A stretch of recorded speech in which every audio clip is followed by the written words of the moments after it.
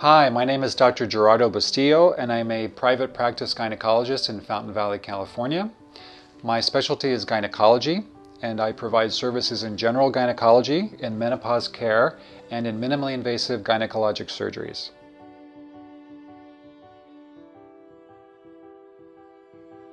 I offer generalized gynecologic care for women of all ages. I also offer menopause care, which is a very important thing. And also I am very well versed in many different kinds of gynecologic surgery, including minimally invasive techniques.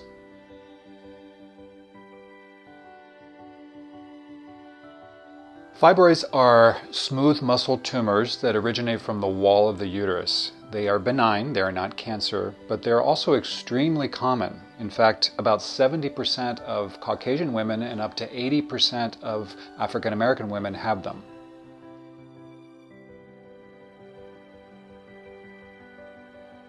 Generally, fibroids are diagnosed by pelvic examination and confirmed by an ultrasound.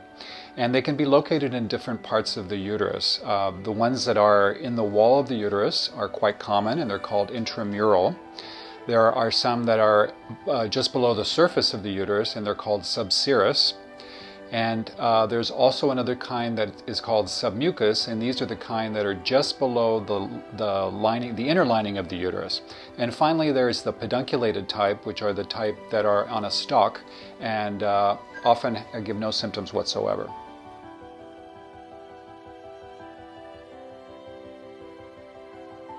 Well, many fibroids cause no symptoms whatsoever. In fact, the majority of them don't.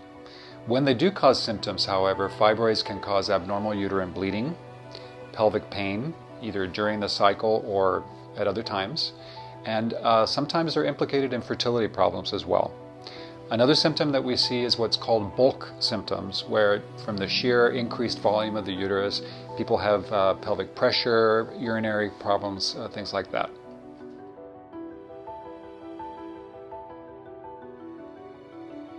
Well, the first treatment option is what we call expectant management, which is to do nothing.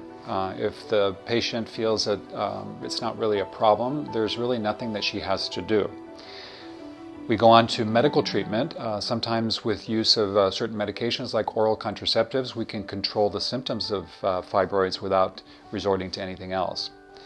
We also have the ability to put an intrauterine device or an IUD into the uterus, and that will often help with symptoms as well. We have uterine fibroid embolization, which is a very good technique for women who would like to do something non-surgical to decrease symptoms from their fibroids. And then we have the surgical options, which are called myomectomy. And myomectomy simply is removing the fibroid while sparing the uterine tissue. And some women do this because, the majority of women do this because they would like to preserve their uterus for childbearing. But more and more we see women who just don't want to have the whole uterus taken out. They just want to address the fibroids themselves. Finally, we have the option of hysterectomy, which is the removal of the entire uterus along with all fibroids, not necessarily removing the ovaries, simply the uterus.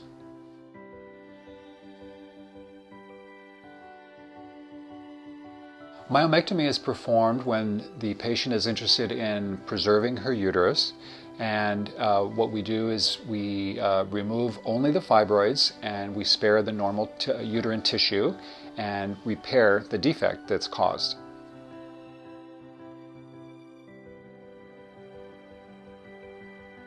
There are several ways to remove fibroids.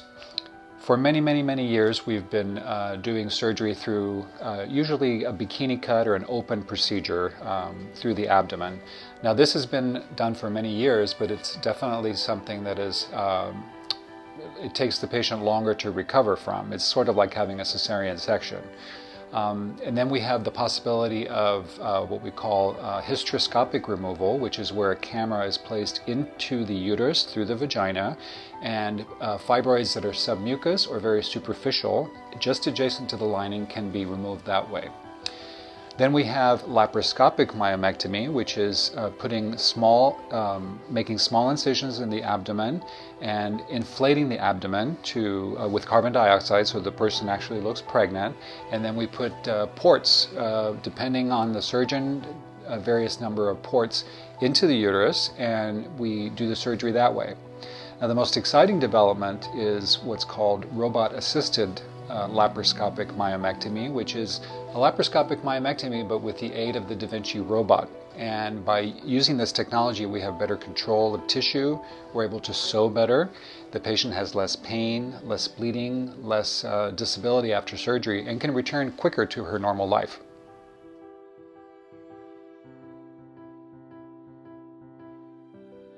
With myomectomy, there are general surgical risks, as in any other kind of surgery, for example, infection, bleeding.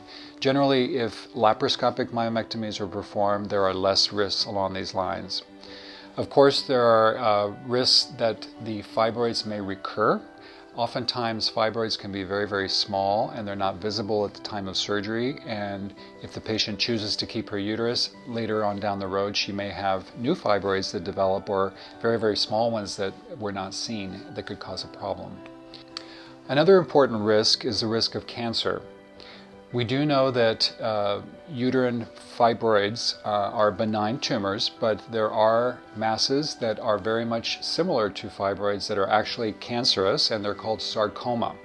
Unfortunately, it's very difficult to tell before surgery if a mass is a benign fibroid, non-cancer, or if it is a sarcoma. And what happens is, during the time of surgery, during the time of laparoscopic robotic myomectomy, in order to remove the fibroid, we have to chop up the tissue inside the patient. And if there is an undiagnosed cancer, that disseminates cancer inside the patient and can lead to a poor prognosis.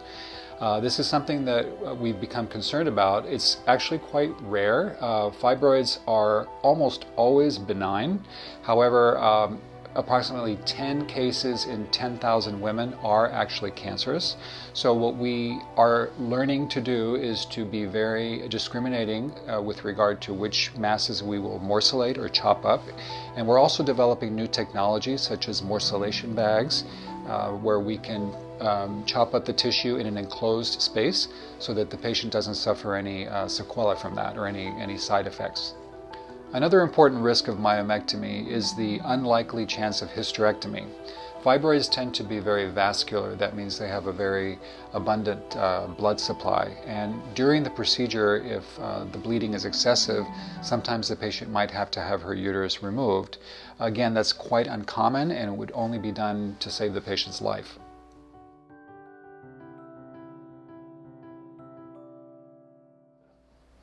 You may have heard in the last year or so about the risks of morcellation of uterine cancer, and it's certainly something that's become of major concern. There was a physician on the East Coast who actually had a hysterectomy, and during the surgery, the uterus, which was felt to be benign fibroids, was morcellated or chopped up prior to being removed from her belly. And what happened is she had an undiagnosed cancer, and it spread the cancer. So we've become acutely aware of this quite rare possibility, simply because we don't want that to happen ever again. What we're doing importantly is patient selection. Certainly an older woman after the menopause would be very, very unlikely to have a fibroid that is causing a problem. And if she has a mass on examination or an ultrasound, we have to think cancer. And that's someone that we would not do a morcellation procedure on. There are other methods, certain kinds of x-rays, MRIs, CT scans that can often help us in discriminating or discerning before surgery whether or not a mass might be cancerous, in which case we would not want to do a morcellation procedure. You may have also heard that the FDA put out a warning several months ago regarding the morcellator, and several hospitals and hospital groups have decided to ban the use of morcellators in their operating rooms. Many hospitals, however, are leaving the option for using the morcellator up to the patient and her physician, because it is important, and I agree with this, that the patient be informed of all potential ways to do her surgery and of the associated risks. So it's not banned in the entire country. There are certain hospital systems that have decided not to use it, but there are also many hospitals that still have that as an option.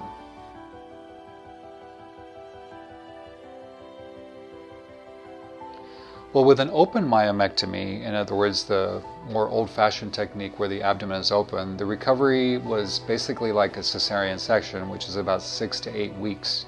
Typically, for the minimally invasive myomectomy, patients are discharged before 24 hours. Sometimes they spend the night in the hospital, sometimes not. Once they go home, they're able to walk and eat normally, and all body functions should be back to normal. Scarring is decreased because the incisions are smaller. Certainly with the old-fashioned open myomectomy, there's one very long incision, but with the minimally invasive techniques, there's anywhere between 3 to 5 little incisions, and they generally heal quite well. We recommend that people kind of take it easy and not really resume normal life for about 2 weeks, like I said. But again, many patients, or some patients, decide that they want to go back to normal life in 1 week because they're feeling so good.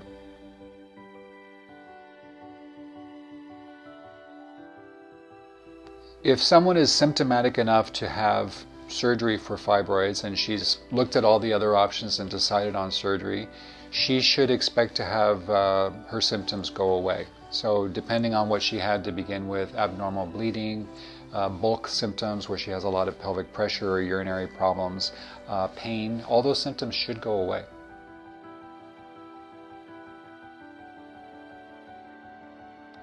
I think a woman with fibroids has many options, and I like to explore all those options with the patient so she can make the best decision for herself.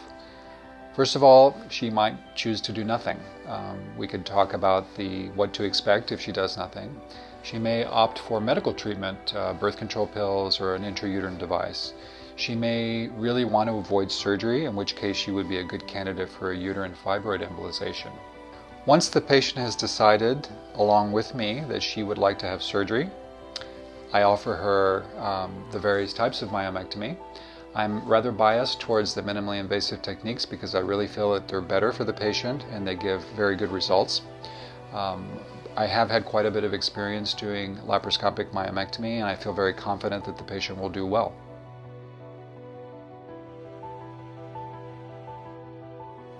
I'm a firm believer in women having choices for their medical needs. I like to speak to them about all the different options that they have for their condition.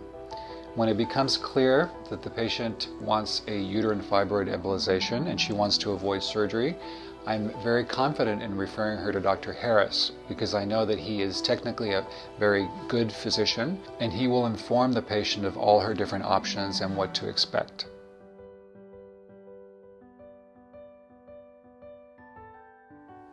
I'm very excited to be part of the Fibroid Treatment Network. I see it as a definite advantage for patients in the ability to get the best services from physicians with a lot of experience in dealing with fibroids.